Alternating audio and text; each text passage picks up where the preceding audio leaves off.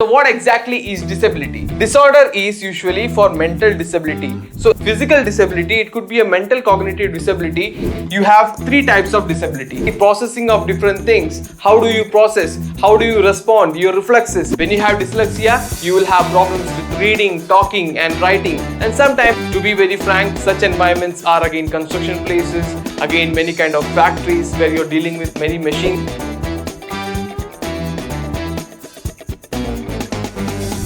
Hello everybody, my name is Rohit. I take physical education on behalf of Prep School by Vidhyaashram. In today's class, we will cover the first session of physical education for C.W.S.N. Here C.W.S.N. is expanded as Children with Special Needs. So without further delay, let's indulge into the session overview and try to understand what all things we will be covering in this particular session. So starting off with the first topic that we have is disability and disorder, where we will try to understand the concept and the base of disability and disorder. And after that, we will be studying the types of disability, its causes, its nature. And also we will be studying about different types of disability in which we have cognitive disability, intellectual disability, and finally we have physical disability. So having said that, let's move on with our first topic in the session, that is concept of disability. So what exactly is disability? Disability is the reduction of functional ability to lead a daily life. What exactly is disability? It is a reduction in your daily life's functionality. Now this functionality could be anything. It could be your cognitive functionality, it could be your intellectual functionality, it could be your physical functionality. So different types of disability we will study in the later part of the session. Till then, you understand and keep this in mind that the disability means it is what? It is any kind of reduction in the daily functioning of your life, okay? In your day-to-day life, if there is any kind of reduction in the functionality at a mental level, physical level, then it is called as a disability. Having said that, hoping you understood the concept of disability, let's move on to our next topic, that is again disorder. Now what exactly is a disorder? Okay, disorder is usually for mental disability. So any kind of mental disability you have, that will be considered as a disorder. So what exactly is the difference between a disability and a disorder? Disability could be the reduction of function in any of the categories. It could be your physical disability, it could be a mental cognitive disability, it could be your intellectual disability, it could be any kind of disability. But when you talk about disorder, it is purely mental, okay? So any kind of mental disability that you have, then it's called as disorder. Now having said that, hoping you understood the concept of disorder, let's move on to our next topic, that is again types of disability. So what all types of disability we have? You have three types of disability, that is cognitive disability, intellectual disability, and finally you have physical disability.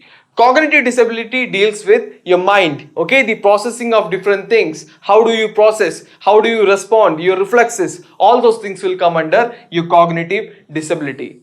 And after that, you have intellectual disability. Intellectual disability means the processing, the calculation, okay? If certain problems are given to you, if certain kind of calculation in your mind you have to do, any kind of intellectual activity, or the thing that shows your smartness, or your problem solving skill, your aptitude skills, all those things will come under intellectual disability. Any decrease in the functioning of that, any reduction in the functioning and the ability of that will be considered as an intellectual disability. And finally, we have a physical disability, where it could be your visual impairment, it could be your hearing impairment, it could be anything, it could be any problem with your physical body, okay, physical or anatomical part of the body. So the reduction in function of the anatomical part of the body could be considered as physical disability. Okay, so I hope you understood different types of disability, the concept of disability. How many types are there? You have three types. You have cognitive disability, you have intellectual disability, and finally you have physical disability. Having said that, let's move on to our next topic in the session, that is again cognitive disability. Now in cognitive disability, we are going deeper into the disability. First we studied about again types of disability, and now we are moving on to the cognitive disability in deep and trying to understand what exactly are the further elements in that, okay? So first we have memory disorder, we have hyperactivity, and we have dyslexia. Okay, memory disorder is what? If you are not able to remember something, okay? Now forgetting things are very very usual in common day life, it's not a big deal. But if you are not able to remember the recent things, the things that happened yesterday or few moments back, then that's a serious disability. Then that's a serious memory disorder, which will be again considered as a part of cognitive disability. After that, we have hyperactivity. Hyperactivity means, again, if you are not able to focus on a certain thing, if you are not able to focus on a particular activity that you're doing for a longer period of time, if your span of attention or if your span of endurance to do a particular activity mentally is not long enough, then that will be considered as an hyperactivity. And hyperactivity also is a disability, or it's a disability under cognitive disability. Okay, the next you have is dyslexia. When you have dyslexia, you will have problems with reading, talking and writing, and sometimes people who have dyslexia will have problems with directions, and they will get confused between left and right or certain kind of other things where directions comes, or there are a lot of things, there are a lot of examples where you could see if a person has dyslexia or not. But generally people who have dyslexia will have problem talking or writing, or again any kind of talking, writing and again seeing, or it could be anything. Okay, anything related to talking, writing and again reading. Okay, so what all things they may have? They may have the problem of talking, reading and writing. Okay, so that's the three different category of cognitive disability. That's the three conditions which you have in cognitive disability section under disability types. After that, now let's move on to our next one, that is intellectual disability. What exactly is intellectual disability? We studied this. Intellectual disability is significant limitations to both in intellectual functioning, that is again you have reasoning, learning problem or problem solving, anything. Okay, so any kind of aptitude problems that you have, any kind of learning or processing or reasoning problem that you have in your mind, then that will be considered as an intellectual disability. So your aptitude skills, your IQ, your general sharpness, your reflexes, the time it takes for your brain to process certain complex things or complex statements, those all things will come under intellectual disability. So what exactly is intellectual disability? Significant limitations of both intellectual functioning. Again, intellectual functioning will include what all things? The reasoning, learning, problem solving. Okay, so reasoning, learning and problem solving will be the part of that, and apart from that all the different aptitude and different things that I told, all will come under that. Okay, hoping you understood the concept of intellectual disability. Let's move on to our next topic in the session, that is again physical disability. Now we again studied physical disability quite earlier. I gave you a quick glance of that. What is it? Physical disability is a limitation on a individual's physical functioning, that is again what? Mobility and dexterity or stamina. So if there is any lack of stamina and mobility and functioning, then that also will be considered as a physical disability. Now when you talk about mobility, now stamina could be a factor of context, it could be a factor of debate or an element of debate in this kind of statement, because everybody has different set of stamina. But in this context, when they're talking about stamina, they're talking about the minimum required stamina for a particular human being, for a particular person to carry out a day. If you are lagging in that also, okay, if you are lagging behind in the minimum requirement of stamina also, that also will be considered as a physical disability. But then the major element in physical disability is the section of mobility. Okay, so if you have any kind of problem with the mobility, okay, any kind of mobility impairments, if you have any kind of problem with your anatomical structure in the lower torso or the again lower limbs, then that will be considered as a physical disability. Then that will be considered as a physical disability. Okay, so hope you understood the meaning of physical disability and the concept of physical disability. Now let's move on to our next topic in the session, that is again different causes of disability. What all causes of disability do you have? What all things can cause different disabilities? First is genetic causes. The DNA, the data that you got from your ancestors. Again, if any kind of problems your ancestor had, any kind of disability your ancestor had, there is a chance that through the bloodline, through the genetics, that data may have got transferred and you may also get it. So that's one cause over there. Second thing is poverty. So obviously when poverty comes to play, you will be malnutrition, you will be facing the problem of malnutrition, where you will be deficit of certain nutrients, deficit of certain macro and micronutrients, which will lead to again different kind of mental disorders also and physical disability also. So multiple aspects comes to there. So poverty is one another point there.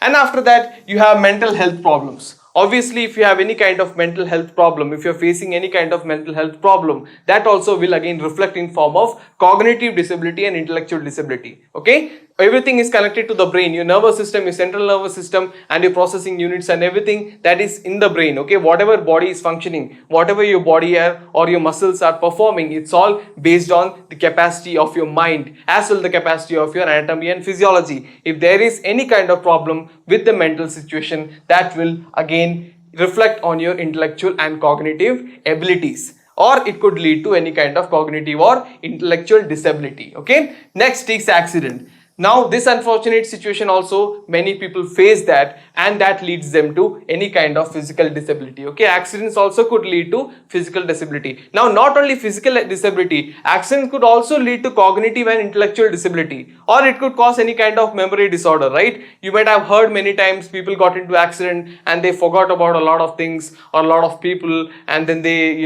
have faced a lot of such unfortunate situations. So mental situations can also occur, or mental disability can also occur if accidents takes place. Okay, so that's one cause again for disability. Having said that, the next point is infectious diseases. Any kind of infectious diseases can also cause the disability to you. It could be mental, and again it could be cognitive, intellectual, or physical disability. Then you have disturbance in endocrine glands. So again, endocrine glands, endocrine system in your body releases different kind of enzymes or different kind of chemicals to regulate different kind of chemical processes that is required for your physiology in your body. If the ratio of those things, the balancing of those things are not proper enough, again the body will face problem and the endocrine disturbance will happen, endocrine disbalance will happen, that will again lead to the disability that we are talking about here. So that's again one another cause. After that, you have malnutrition. Again, this point is directly linked to the poverty point over here. So I gave you the poverty point. There I explained when you face poverty, again there is a chance of you getting into malnutrition, deficit of nutrients, macronutrients and micronutrients, and you will face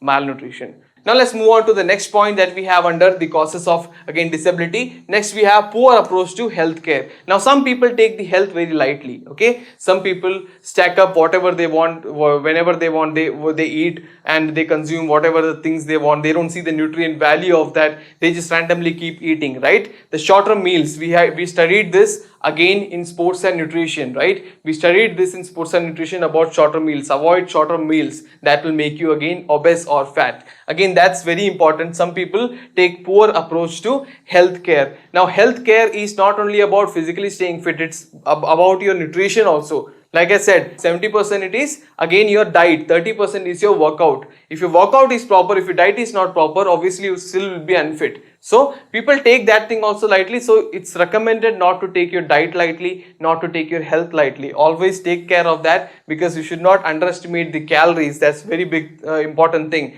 Now taking care of health is very important. Your poor approach to your health also can cause you the disability. Next is nuclear accidents. So people who work in again any kind of chemical factories or any kind of chemical workshop or place or chemical compounds are involved, any kind of nuclear based or nuclear activated or radio activated elements they may get exposed to, that may also cause a lot of different kind of disability. Now that disability can be physical, that disability can be mental also. Then toxic materials, that is again pesticides and insecticides. People who again use that, if they get exposed to that, or if they inhale that, or if it goes inside the body by any means, that also could cause any kind of disability. Then you have illness. Obviously that's a very genuine and a very logical cause that we have. Illness can cause a lot of disability and again disorders in the body. Then lack of education. Now that is again across, again this statement again that we have, there are a lot of context to it. When you are lacking the proper education, you will not be knowing what all things you should eat, what all things you should avoid. So when you don't know what all things you eat or what all things you should avoid, you will be consuming whatever you will be getting, right? And in that process you may end up consuming that is not required for your body, or you may end up consuming something that is not good for the body.